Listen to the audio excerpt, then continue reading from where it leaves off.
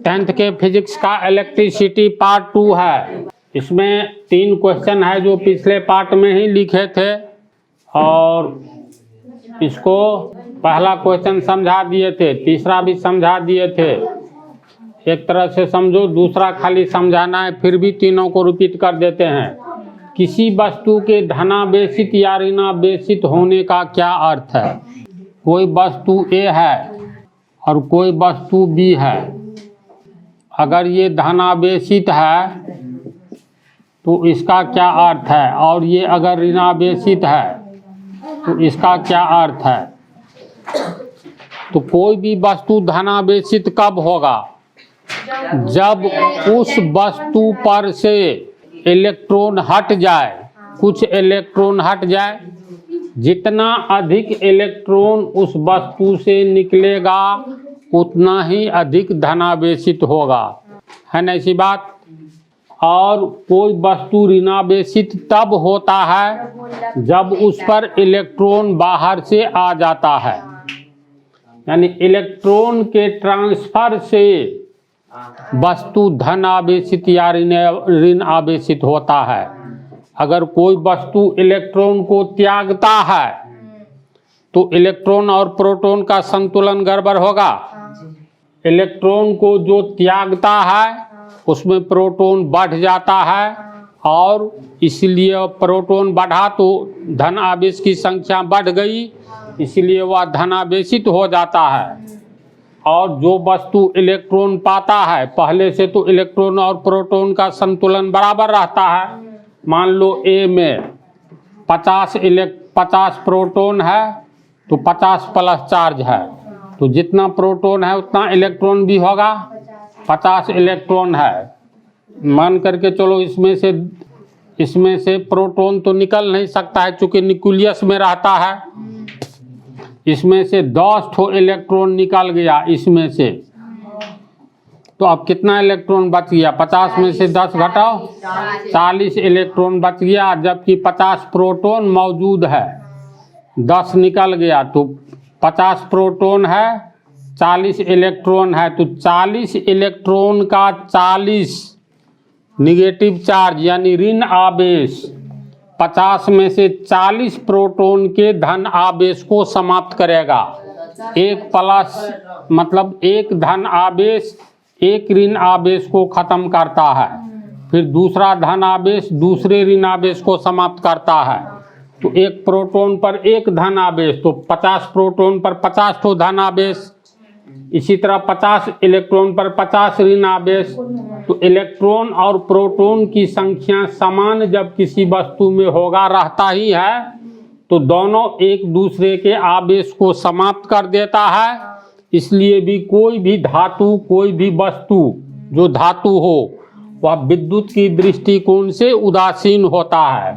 फिर उसी धातु में से तू 10 ठो इलेक्ट्रॉन निकाल दो तो अब 40 इलेक्ट्रॉन बचा, तो 40 माइनस चार्ज इस पर बच रहा है और 50 प्रोटॉन बच रहा है, ये तो नहीं निकला।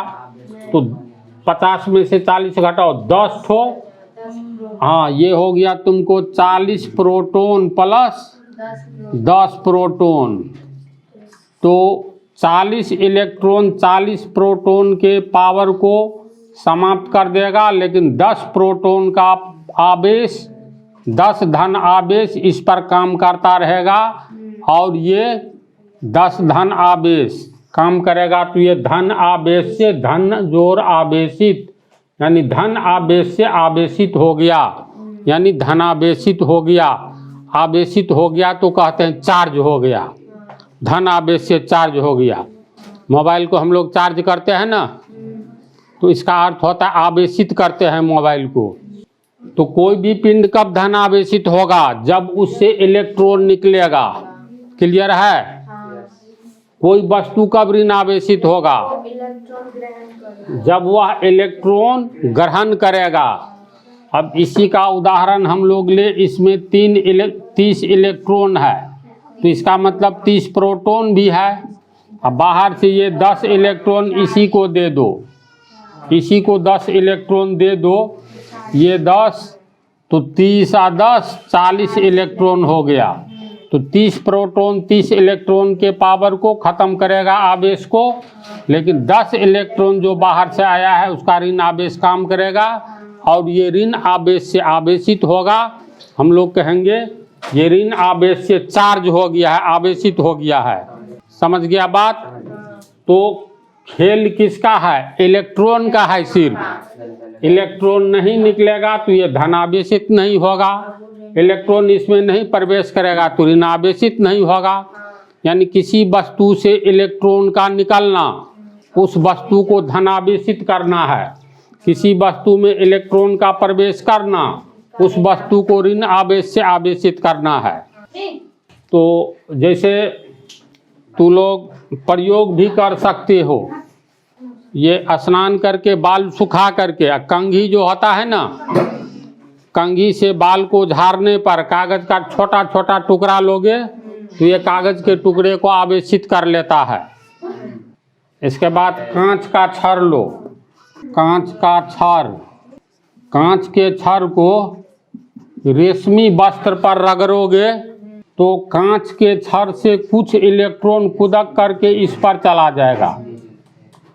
तो कांच का मान लो ये छड़ है, रेशम वस्त्र से हम लोग रगड़ेंगे तो कांच के छड़ का कुछ इलेक्ट्रॉन रेशमी वस्त्र पर चला जाएगा, तो इस पर चला गया इलेक्ट्रॉन, तो ये हो गया ऋण। कांच के छड़ पर से कुछ इलेक्ट्रॉन रेशमी वस्त्र पर चला जाएगा तो रेशमी वस्त्र क्या होगा?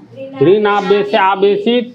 कांच के छड़ पर इलेक्ट्रॉन कांच के छड़ से निकला तो इलेक्ट्रॉन अब प्रोटॉन का बैलेंस बिगड़ा, प्रोटॉन की संख्या बढ़ गई, तो ये कांच का छड़ क्या हो जाएगा? धनावेशित हो जाएगा। अब कागज के कुछ टुकड़े को ये भी आकर्षित करेगा, धनावेश से आवेशित है, और ये भी आकर्षित करेगा क्योंकि ऋण आवेश से आवेशित है। तो किसी वस्तु के धनावेशित या ऋण आवेशित होने का क्या अर्थ है? कोई वस्तु अगर धनावेशित होता है तो इसका अर्थ है उसमें से कुछ इलेक्ट्रॉन निकल गया। कोई वस्तु ऋणावेशित होता है तो इसका अर्थ है उस वस्तु ने कुछ इलेक्ट्रॉन को ग्रहण किया। समझ गई? तो चलो पहले क्वेश्चन नंबर 1 को लिखो। दूसरा क्वेश्चन का आंसर हम लिख दिए हैं। देखो, आवेश न तो नष्ट होता है और न ही उत्पन्न, बल्कि इसका मात्र रीडिस्ट्रीब्यूशन यानी पुनर्वितरण होता है। पुनर्वितरण का क्या अर्थ हुआ? डिस्ट्रीब्यूट शब्द जानता है ना? बंटवारा। पहला तो समझा दिए थे ना। किसी वस्तु के धनावेशित या ऋणावेशित होने का क्या अर्थ है? किसी वस्तु के धनावेशित होने का अर्थ है उस वस्तु से कुछ इलेक्ट्रॉन्स का निकलना, है ना? सही बात। इलेक्ट्रॉन निकलेगा तो धनावेशित होगा, जबकि किसी वस्तु के ऋणावेशित होने का अर्थ है उस वस्तु में कुछ इलेक्ट्रॉन का प्रवेश करना। इलेक्ट्रॉन जिसमें प्रवेश करेगा तो पहले से जितना इलेक्ट्रॉन प्रोटॉन है, इलेक्ट्रॉन की संख्या बढ़ जाएगी, तो ऋणावेशित होगा ही। दूसरे शब्दों में हम कह सकते हैं कि इलेक्ट्रॉनों को खोकर कोई पदार्थ धनावेशित हो जाता है और इलेक्ट्रॉन को पाकर ऋणावेशित। धन आयन ऋण आयन पढ़ाए हैं न केमिस्ट्री में। इलेक्ट्रॉन खोने वाला धातु परमाणु धन आयन कहलाता है, इलेक्ट्रॉन पाने वाला परमाणु ऋण आयन कहलाता है। तो इलेक्ट्रॉन खोएगा जो वह धनावेशित होगा, जो इलेक्ट्रॉन पाएगा वो ऋणावेशित होगा। सिंपल सी बात है। क्या आवेश को उत्पन्न या नष्ट किया जा सकता है? तो नेवर, कभी नहीं। इसमें इलेक्ट्रॉन का डिस्ट्रीब्यूशन होता है। एक पदार्थ से जब दूसरे पदार्थ में इलेक्ट्रॉन जाएगा तो पहला धनावेशित होगा, दूसरा ऋणावेशित होगा। तो आवेश न तो नष्ट होता है न ही उत्पन्न, यानी आवेश को हम लोग नए सिरे से न तो उत्पन्न कर सकते हैं न कि नष्ट कर सकते हैं। कारण यह है आवेश तो इलेक्ट्रॉन के ट्रांसफर से पैदा होता है। इलेक्ट्रॉन खोने वाला पर धनावेश आएगा, पाने वाला पर ऋणावेश आएगा। प्रयोग भी तुम लोगों को बतलाए हैं। जब हम कांच की छड़ को रेशम के कपड़े से रगड़ते हैं तो कांच की छड़ के कुछ इलेक्ट्रॉन रेशम के कपड़े पर चले जाते हैं, फलतः कांच की छड़ पर धन आवेश और रेशम के कपड़े पर ऋण आवेश आ जाता है। तो कांच का छड़ धन आवेशित होगा और रेशम का कपड़ा ऋण आवेशित होगा। तो यहाँ हम लोग उत्पन्न किए आवेश को नहीं किए, बल्कि स्वतः रगड़ने पर इलेक्ट्रॉन का ट्रांसफर हुआ। इसी तरह जब एबोनाइट की छड़ को जब हम ऊन से रगड़ते हैं तो कुछ इलेक्ट्रॉन ऊन से एबोनाइट की छड़ पर आ जाता है। तो एबोनाइट की छड़ पर आएगा तो ऋण आवेशित होगा और ऊन क्या होगा, धनावेशित होगा। तो इस प्रयोग से क्या स्पष्ट है, दो वस्तुओं को आपस में रगड़ने पर इलेक्ट्रॉन का पुनर्वितरण होता है, यानी पुनः वितरण होता है। वितरण का अर्थ एक से दूसरे में जाना, जिससे एक वस्तु धनावेशित एवं दूसरा ऋणावेशित होता है। साथ ही यह भी स्पष्ट है कि आवेश न तो नष्ट होता है, नष्ट हो गया रहता तब ऋणावेशित नहीं होता जिस पर गया, और न ही उत्पन्न होता है, बल्कि उसका मात्र पुनर्वितरण होता है। निष्कर्ष है, आवेश हमेशा संरक्षित रहता है, इसे न तो उत्पन्न किया जा सकता है न ही नष्ट, यानी आवेश संरक्षित रहता है।